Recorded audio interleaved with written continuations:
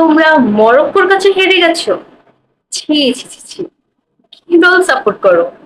আমরা হলো তো মিনিমাম 7টা গোল দিতামই।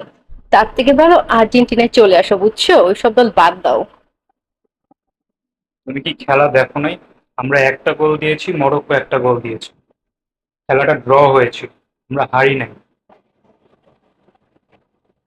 তাছাড়া গত ওয়ার্ল্ড কাপে যেন কারা ড্র করেছিল? ফাইনাল ম্যাচে ফ্রান্সের সাথে তোমরা ড্র করেছিলে, 2-2 গোলের ড্র। সেখানে পেনাল্টি দিয়ে জিতেছিলে। সেমিফাইনালে নেদারল্যান্ডের সাথে ড্র করেছো। প্রথম ম্যাচের কথা ভুলে গেছো?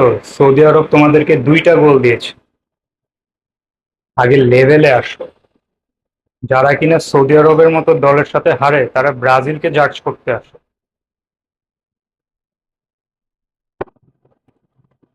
2022 সাল, এর আগে 2014 সালে জানি কারা জার্মানির কাছে 7টা গোল খেয়েছিল। জার্মানি আর কুরাকাওর ম্যাচটা দেখেছো? জার্মানি 7টা গোল দিয়েছে আর কুরাকাও মাত্র একটা। আমার না ওই ম্যাচটা দেখে 2014 সালের কথা মনে পড়ে গেছিল।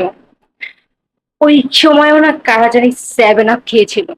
জার্মানি 7টা গোল দিয়েছিল আর কোন দল জানি মাত্র একটা গোল দিয়েছে, মনে আছে?